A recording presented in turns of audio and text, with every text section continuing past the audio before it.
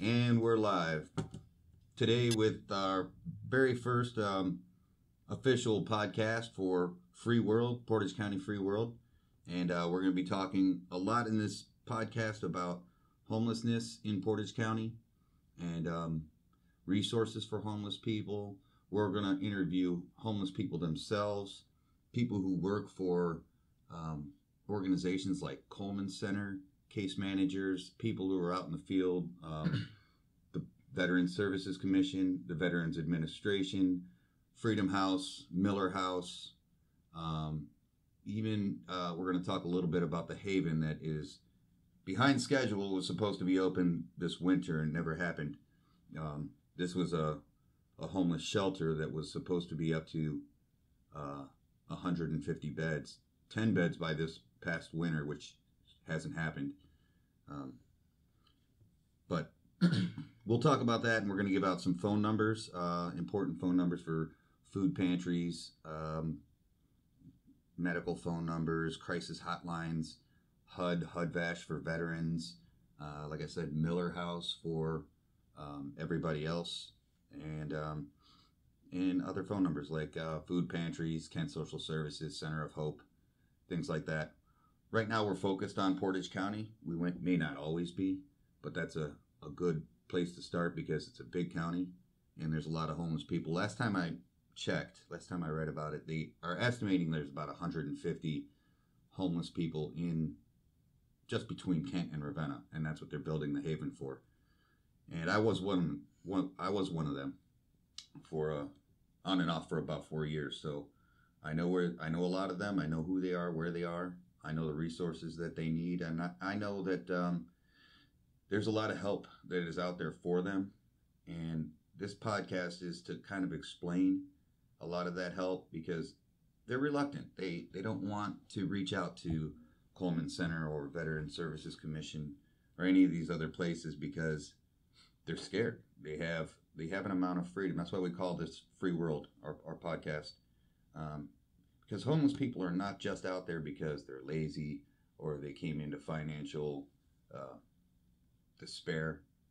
It's also because they like their freedom. They don't want to conform to society. They don't want to have to worry about rent and an electric bill and a car payment and a job. And it's just so much easier for them to pitch a tent and make a bonfire and live in a way most of us, I did live that way, like I said, for about 4 years. But they're content with living that way for now because they don't understand how helpful the system can be. Because there are a lot of rumors out there and stories that the system is against homeless people. They're going to screw you over. And in my experience, some of those stories may be true, but in my experience, the system's been very helpful to me, and it's not so overwhelming that I have to worry about my rent and electric, and because they subsidize that, they help pay for a lot of that, especially if you are a homeless person, which they consider in Portage County. Coleman Center and the Veterans Administration have made a new classification for two different kinds of homeless people. They have homeless people on the PMHA housing waiting list and Miller House waiting list, Freedom House waiting list. And then there's street homeless. And street homeless people are the people actually living on the streets or living in a tent. It's not the people who, my name's not on my sister's lease, but I live at her house and I have a shower and electricity every day. Those are homeless people.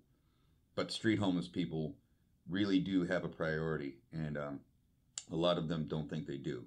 They say, well, I'm not going to sign up for one of those lists for a free apartment because it takes 2 years. And I know people who are been waiting for 2 years. It's not the case when you're street homeless, and you can prove that. And that's what I did. I had case managers coming down under the bridge to visit me at my tent when I was going through my appointments and getting my life turned around somewhat. But we're not going to focus too much today on homelessness. I am going to put up some important phone numbers, local food pantries, where medical emergency, all that kind of stuff. I'll talk a little bit about Hud-Vash and PMHA and we're gonna put a PDF of these phone numbers.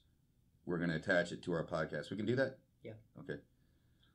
We'll probably put the phone numbers in the description of either YouTube or podcast service, whatever you're watching this on.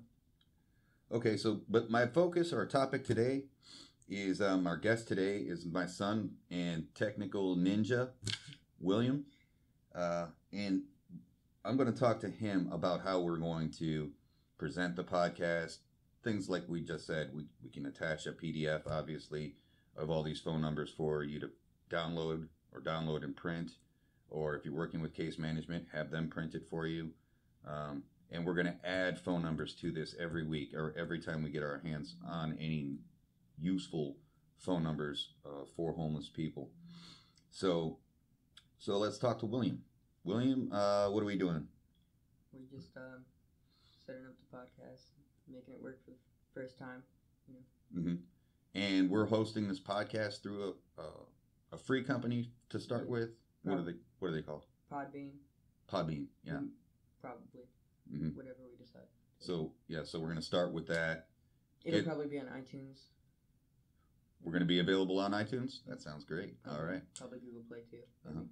And so you designed a logo for us. Yeah. I'm sure everybody's going to see that logo in the beginning of this podcast once we get it all edited and put out there. Our first podcast is not live. Yeah. Our this is pre-recorded. And so we're not going to go live until we've got all the technical stuff here figured out. But for now, what are we using? What's our software? What are we doing here? We got Audacity for audio, obviously, and Shotcut for video editing, and that's pretty much it. And Photoshop, we made the logo in Photoshop. So. Mm-hmm. And so this is an interface, right, for our audio. Yeah. It's a Steinberg interface. Yeah. Steinberg MI4. And then we have you're using Shotcut on your laptop. Yeah. We've got 2 cameras set up. They're both just regular Android cameras. Yeah. And 1 microphone, because we only have 1 microphone stand right now. Yeah. But eventually we're going to have 2, especially when we have more guests. And we are at the Kent Free Library. They have rooms available for people to do this kind of stuff. That's kind of loud. Is that better? Yeah, it wasn't picking me up very well. Okay. So, and that's all part of the experience that we're trying to learn how to set everything up the best way. So what else? What about the logo software that you're using? I use Photoshop, like I said, to make the logo. Mm-hmm. So we're using Photoshop for the logo, Shotcut for the video, and Audacity for the audio, which is all, I believe it's all free software. No, Photoshop is not. Photoshop's like $1,000. Okay. So, if you wanted to start a podcast, you could get a free program like Microsoft Paint or something. GIMP. GIMP is the best alternative. That's cool. Or Inkscape if you want to use Vector. So you want to involve yourself in computer technology in the future, one way or another. It could be video game design, podcasting, whatever. The list goes on and on. Web design, graphic design. So let's talk about that. Let's talk about what's the status on your latest video game that I've been asking you about. Have you worked on that at all? Not really. That game is pretty much... So you've got a first-person shooter game that you started designing basically from scratch. You use some code that already pre-existed out there in the world and some of your own, and you're making a first-person shooter game. And you got to the point where... It's pretty much playable at this point. It's playable. You're in a little world. I've seen it's pretty cool. Maybe we can put a shot of that up when we're editing this, and you can probably do that screen recording, right? Yeah. So we'll do that. We'll put a little bit of your game on there, but you've also got it so to where people can. You can get online and play register, with other people, play against each other. Well, not register. The login doesn't work at the moment. I'm trying to figure that out. but you can play with other people without an account. Oh, nice. So you don't even have to register. Yeah. I think that sounds even better. At least to start. I mean, nobody, especially if you're not paying for it, nobody wants to go through registering if they don't have to. They just want to play the game. Yeah. So yeah, that's pretty cool. But I'm sure eventually you're going to figure out that registration process. And I'll figure it out so where you can just join as a guest. And so how are you going to monetize it? Are you going to put ads on it, or are you going to? I'm not sure. Or there's in-game, what do they call it? In-game purchases you can do. Make a bigger sword for your hero or a bigger gun. Yeah. Okay. Do you have a name? No. Don't have a name yet. Okay. Well, maybe we'll put a poll on the on the podcast. You can do that, right? Mm-hmm. Put a poll on the podcast and vote on a name for you. Yeah. So there's a couple of important numbers that I want to give out, even though, like I said, this is going to be available in PDF. Yeah, it's going to be in the description, but you can read them out. But for veterans, I recommend calling the Hud-Vash, the Veterans Administration, and there's a phone number on here, 216-203-7203. That's 216-203-7203. That's for Hud-Vash. And then for everyone else that aren't veterans, there is another number for Miller House, but I don't seem to have it here. We'll post it. We'll post it on the underneath the podcast. Yeah. So it's going to be available while you're watching this. So Miller House is the other place to call. Then there's Coleman Center. We'll post that number also. And then, like I said, all these are going to be available for download in PDF.